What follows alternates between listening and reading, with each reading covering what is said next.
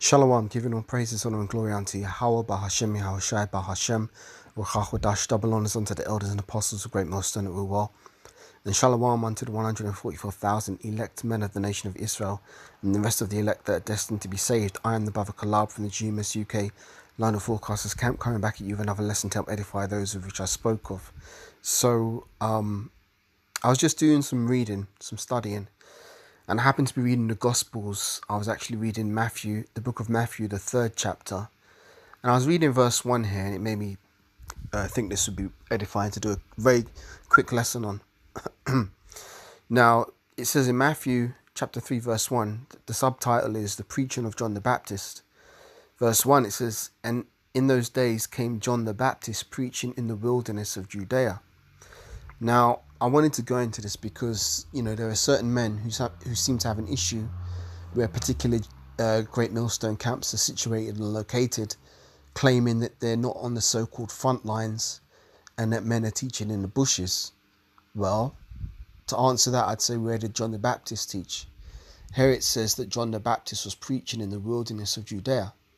Now, nobody can try and say that John the Baptist wasn't a prophet, or that he was some low-level prophet hiding in the bushes. No, John the Baptist was a very beloved spirit, and he was out there doing the work. He was actually the forerunner to Yahushai. Now, it says he was teaching in the wilderness. Does that mean he was hiding in the bushes according to the critique of certain men who have a problem where GMS camps are situated? Does that mean that John the Baptist was a low-level prophet, or that he wasn't doing the work? No, not at all. John the Baptist was a very beloved spirit by the Most High. And we also believe through the spirit and power of Yahweh Ba'ashem Yahushai in who that man was in his previous incarnation and who he was in his reincarnation. We believe that was the prophet Ezekiel coming back as John the Baptist. And we also believe, for the spirit and power of Yahweh Ba'ashem Yahushai, that was Elder Rabbi Abba Bivens coming back in the reincarnation in this time. So I want to get into this word here. It says wilderness.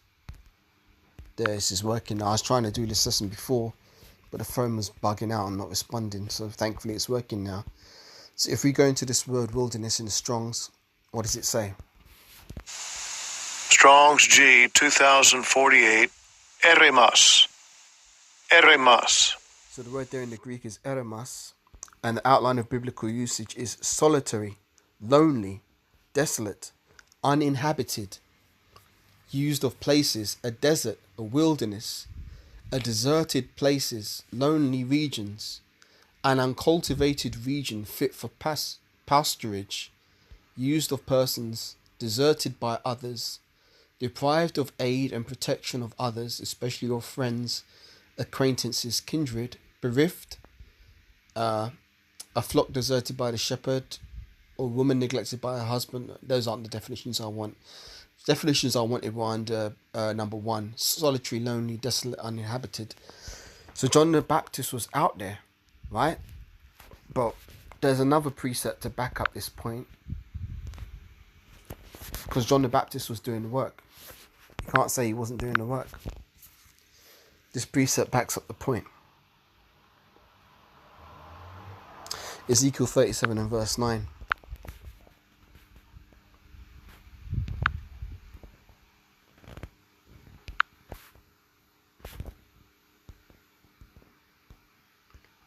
Ezekiel 37 and 9. Then said he unto me, prophesy unto the wind, prophesy, son of man, and say unto the wind, thus saith the Lord power, come from the 4 winds, O breath, and breathe upon these slain, that they may live. Verse 10, so I prophesied as he commanded me, and the breath came into them, and they lived and stood upon their feet, an exceeding great army. This ties into the book of Revelation, verse 11, which is talking about the elect being revived after 350 years.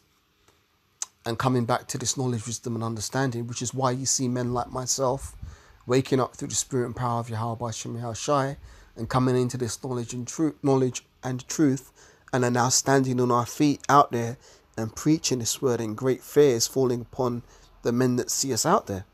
So ultimately, when you prophesy, you can prophesy unto the wind.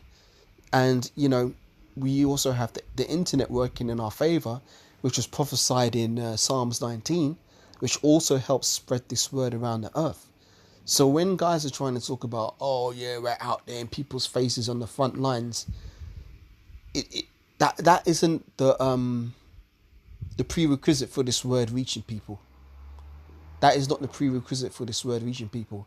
Yeah, it's good to be out there, but the fact of the matter is that a lot of the places where these people are trying to teach now, claiming that they're on the front lines, men in GMS have already taught there for years, and have already dusted off the sand off their feet on these places, and the word has gone out against these places. And ultimately, man, we're getting into the time where Yahushua's return is imminent, and this place is about to be wrapped up. So, isn't there a prophecy saying that the Most High will send a famine of the word?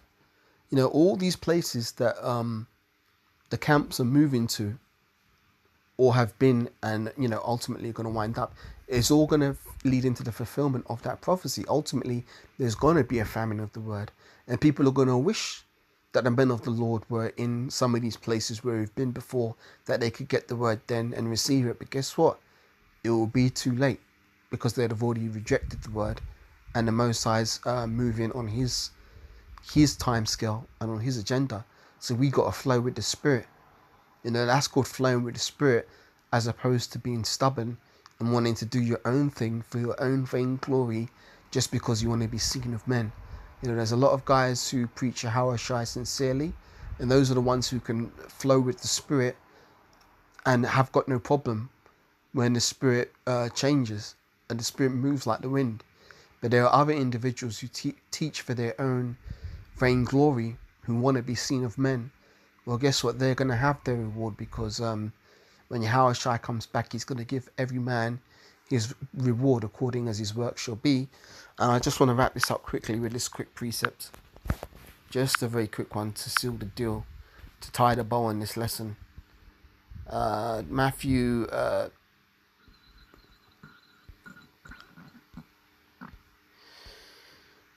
7 and verse 21. Not everyone that saith unto me, Lord, Lord, shall enter into the kingdom of heaven, but he that doeth the will of my Father which is in heaven.